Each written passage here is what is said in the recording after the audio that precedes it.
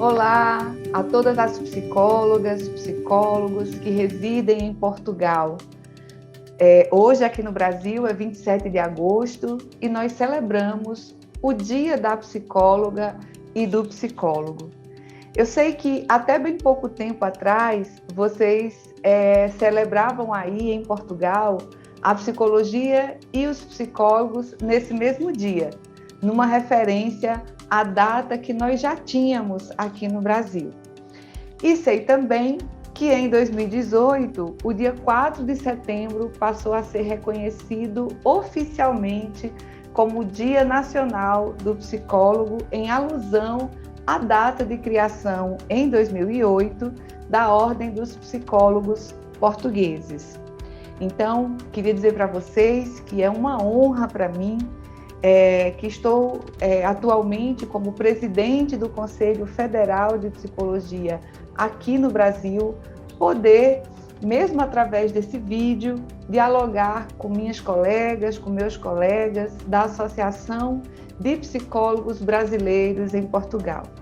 Nesse dia que dá início a uma série de atividades que, ao traçar essa jornada do dia 27 de agosto ao dia 4 de setembro, permite que a gente se una e se abrace, celebrando as nossas datas nacionais da psicologia.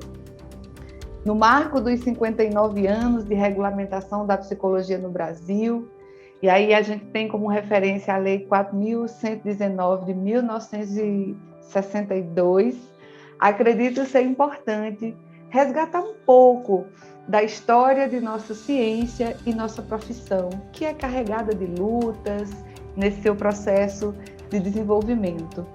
Olhar para o passado é necessário para que a gente possa continuar a construção do futuro que desejamos para a nossa psicologia. Antes de tudo, é preciso lembrar que a psicologia que nós fazemos é movimento, é construção, é compromisso com a democracia e é incontestável defensora dos direitos humanos. Isso marca a psicologia que temos construída em nosso país na história mais recente, focada no enfrentamento das desigualdades e dos sofrimentos que acometem a saúde mental da nossa população. É a psicologia que moveu tantos companheiros que buscam ser resistência e a transformação possível durante os anos que vivemos sob o regime da ditadura militar no Brasil. É dessa psicologia viva que participou muito ativamente da construção dos processos democráticos no Brasil ao longo dos últimos anos, que quero aqui falar rapidamente com vocês. O processo de profissionalização da psicóloga e dos psicólogos no Brasil, ele pode ser aí identificado talvez em 3 etapas. Na primeira, a psicologia era uma disciplina ofertada nas faculdades de medicina e na Escola de Anatomia Militar do Rio de Janeiro, isso ali por volta do século XIX. Na segunda, no início do século XX, até 1975, inicia-se a institucionalização da prática psicológica até a regulamentação da profissão em 1962 e a criação do sistema Conselhos de Psicologia em 1971, culminando ali com a edição do nosso primeiro Código de Ética Profissional em 1975. A partir de então, a psicologia ela passa a ter um conhecimento próprio, institucionalizado e reconhecido. A categoria vai adquirir ali um campo específico de atuação, ainda que compartilhado com a medicina e a educação, e aí nesse período a formação profissional organizou-se no país como uma especialização. Com a formação dos especialistas em psicologia, inicia-se então oficialmente o exercício da nossa profissão. Então, essa psicologia se estabelece no Brasil na virada do século XX, onde encontrou terreno fértil para desenvolver sua dimensão científica, caminhando para sua autonomia teórica e prática em relação às áreas do saber as quais havia se desenvolvido até então. E aí hoje eu queria compartilhar um pouco com vocês, né? Nós completamos 59 anos de regulamentação e seria muito oportuno fazermos uma reflexão. O que exatamente nós comemoramos, nós psicólogos aqui no Brasil comemoramos no dia 27 de agosto, né? E aí, talvez a gente possa se deter ao fato de que há 59 anos um presidente da República, o João Goulart, que foi um ano e meio depois da assinatura da Lei 4.119, ele foi deposto por uma ditadura que se iniciou em 64 e passou por mais de 2 décadas no Brasil. Nós poderíamos dizer que esse seria o motivo da nossa comemoração.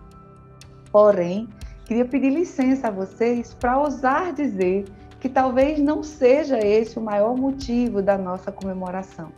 Porque é difícil imaginar que nós estejamos comemorando o fato de que há 59 anos um presidente assinava a lei que regulamentava a profissão, que nascia sob a égide de um colonialismo epistêmico, de uma profissão que nascia em tons liberais, em tons intimistas e em tons privatistas.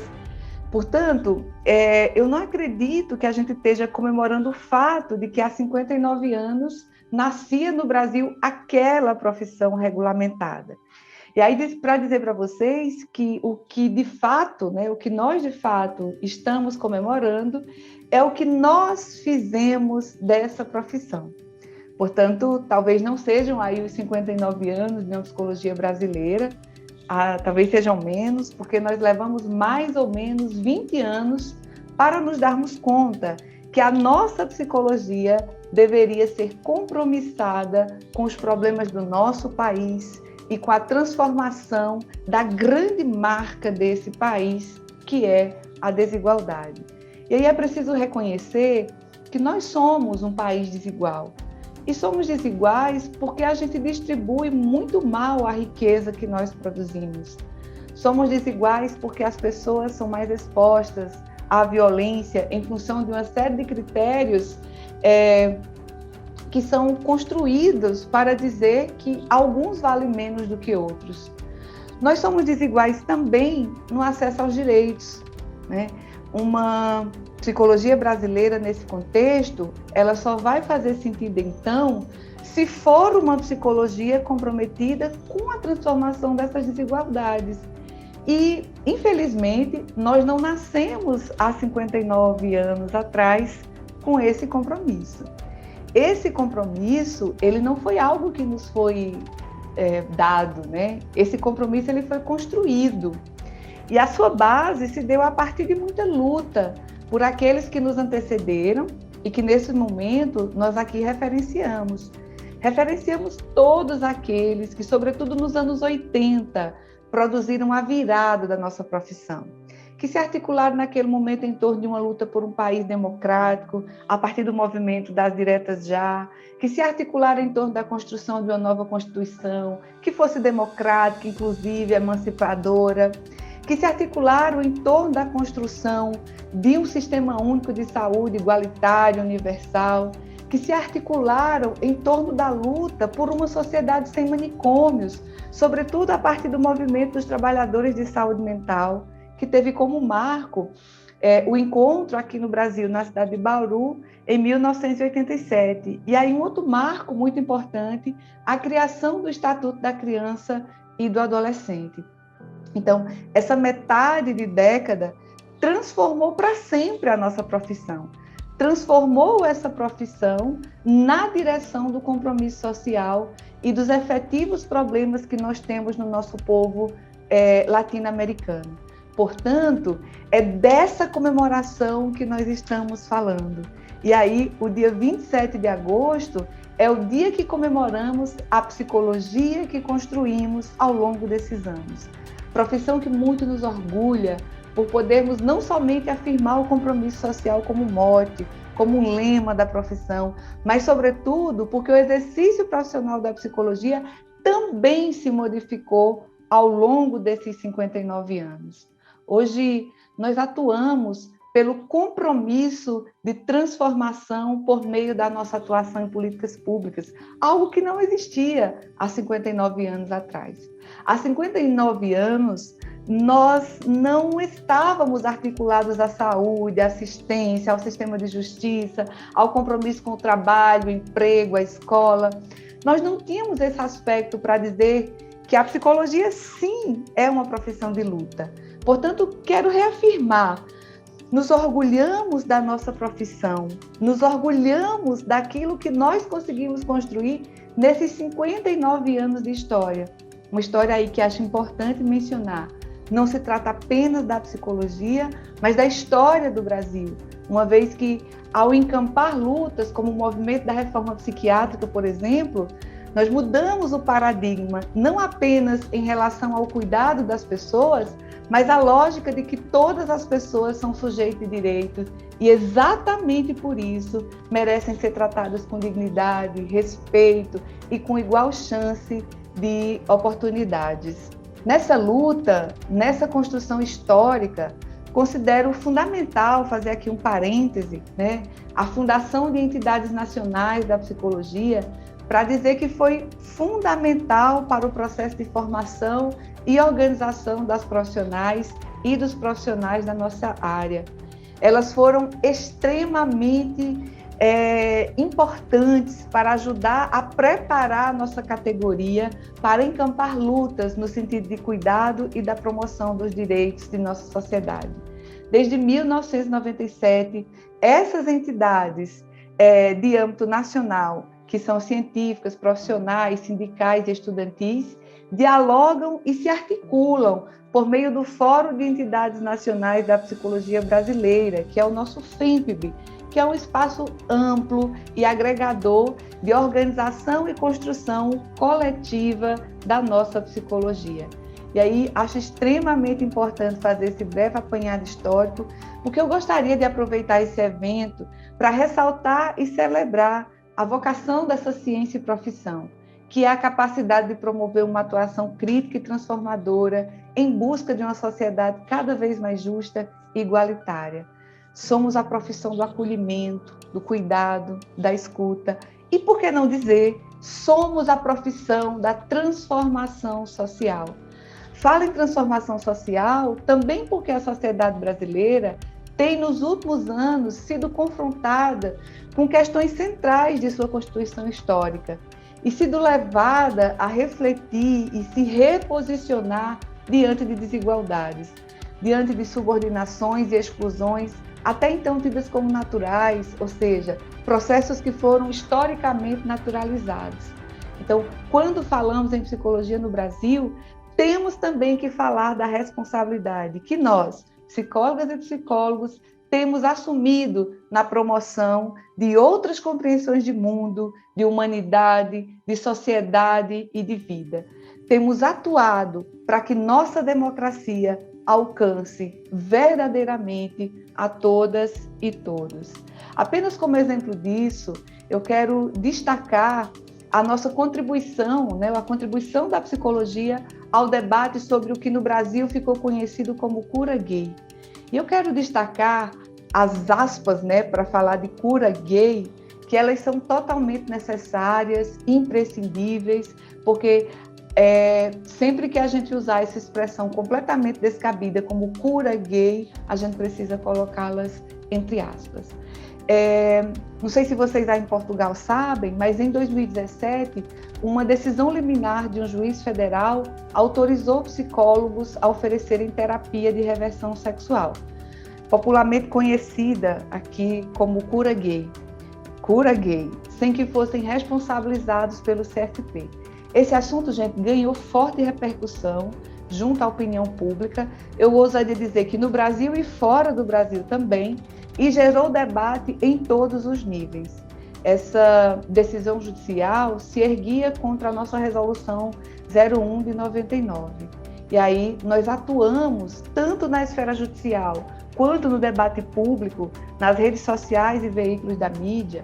Foi um debate intenso e, como resultado, a decisão judicial foi derrubada pelo nosso Supremo Tribunal Federal, e a nossa resolução, a resolução do CFP 01 e 99, se manteve íntegra e eficaz. Além disso, nós fizemos chegar a um público ainda maior o debate sobre direitos humanos e a dignidade dessa população. Bom, e aí para lembrar que em 2018 o Conselho Federal, juntamente com todos os conselhos regionais espalhados Brasil afora, também aprovou e publicou uma nova resolução, a 01/2018, reafirmando os princípios de respeito à diversidade sexual e de enfrentamento a toda forma de preconceito e discriminação. Ou seja, não há cura para quem não está doente. Se há alguma doença a ser tratada, essa doença é o preconceito, que humilha, exclui, faz sofrer e mata. E aí, só para tentar dar um outro exemplo dessa contribuição, no ano que vem, em 2022, há uma outra resolução nossa que vai completar 20 anos de sua publicação. Ela demarca o compromisso social do CFP com a transformação da sociedade brasileira. Eu estou falando da Resolução 18 de 2002, que vai estabelecer normas de atuação para os psicólogos em relação ao preconceito e à discriminação racial. Agora, 20 anos depois, diante de intensos debates nacionais e internacionais sobre o racismo, comprovamos o quanto essa questão ainda é atual e o quanto a nossa resolução ainda se faz urgente e extremamente necessária. E aí é por isso que vocês vão encontrar em nosso site e em nossas redes sociais diversos materiais da atual Campanha Nacional de Direitos Humanos, do Sistema Conselhos de Psicologia, que tem como lema: racismo é coisa da minha cabeça ou da sua? Bom, nós estamos propondo o aprofundamento do debate sobre o racismo, branquitude, povos indígenas e a interseccionalidade de raça, etnia, classe, gênero e deficiência. E aí é dentro desse contexto e de suas atribuições que o CFP e os conselhos regionais de psicologia buscam promover o avanço da profissão, não apenas em suas funções precípuas, disciplinar, fiscalizar e orientar a categoria, mas também promovendo o diálogo com os diversos setores da sociedade civil e as instâncias do governo. Esses diálogos, eles são essenciais para identificar as raízes do problema e para propor soluções possíveis frente aos desafios que se impõem. Foi assim ao longo da história da nossa profissão, será assim ao longo da história do país e do mundo. Nós sabemos que nossa categoria, ela tem ampliado cada vez mais seu espaço de atuação, tem sido cada vez mais requisitada a atuar nas mais diversas áreas, desafio permanente do qual não nos esquivamos e temos conseguido superar com diálogo, união e mobilização.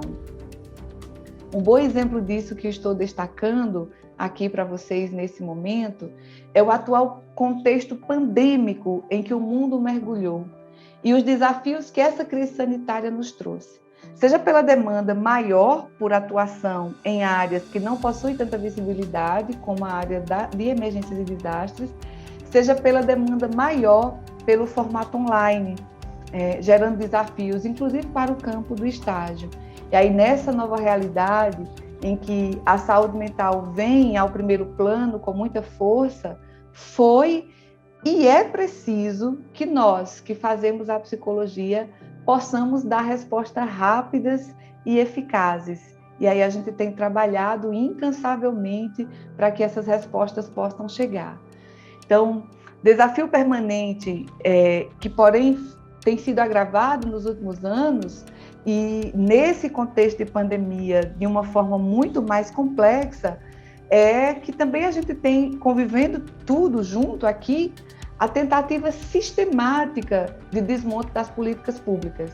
E aí, bom, após toda a luta do movimento antimanicomial, as conquistas que celebramos para a categoria e para a sociedade brasileira, transcorridos aproximadamente 30 anos da implantação de uma política nacional de saúde mental, que foi construída de forma assim, coletiva, participativa, nós também vivemos graves retrocessos que tem se apresentado aqui no nosso país, em portarias do Ministério da Saúde, especialmente a portaria 3.588 de 2017, que faz uma proposta muito grave, que é a proposta do retorno de uma política centrada nos saberes, poderes e práticas psiquiátricas.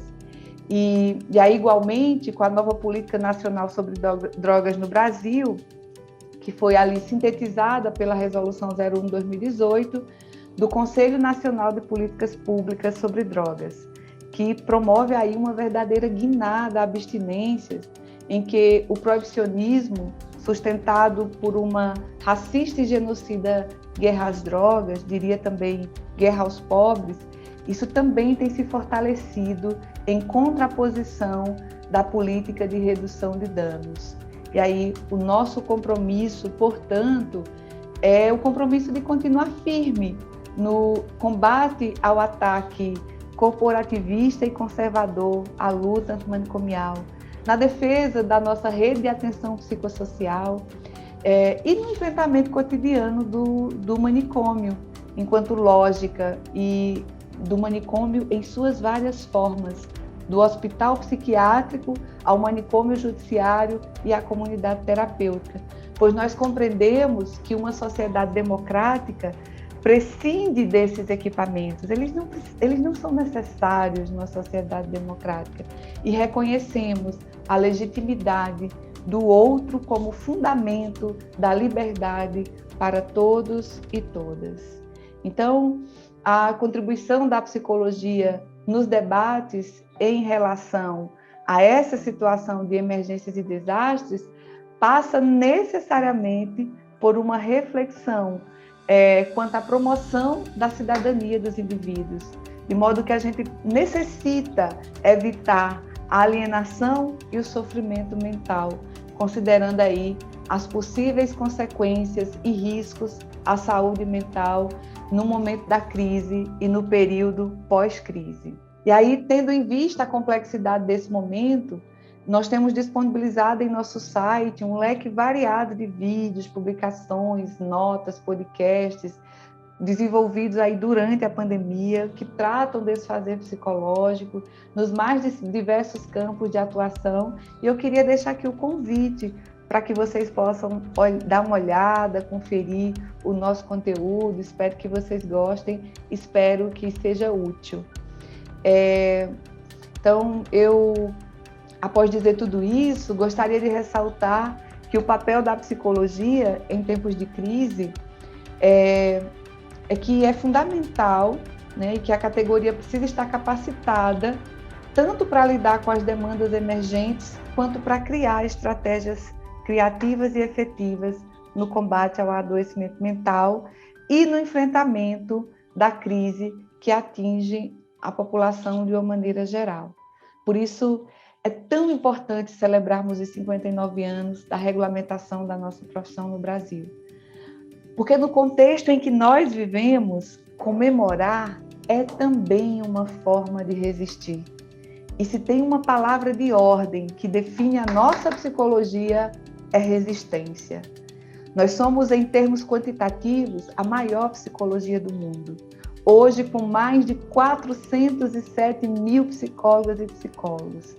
A psicologia que não ficou parada no tempo e que soube participar e construir os momentos que culminaram em importantes marcos para a transformação social que o Brasil vivenciou a partir da reabertura democrática. Nós não podemos, por outro lado, sermos ingênuos. Novos desafios estão colocados, novos desafios estão apresentados e novos desafios testarão nossas capacidades e ânimos, mas seguiremos atuantes, firmes e resistentes.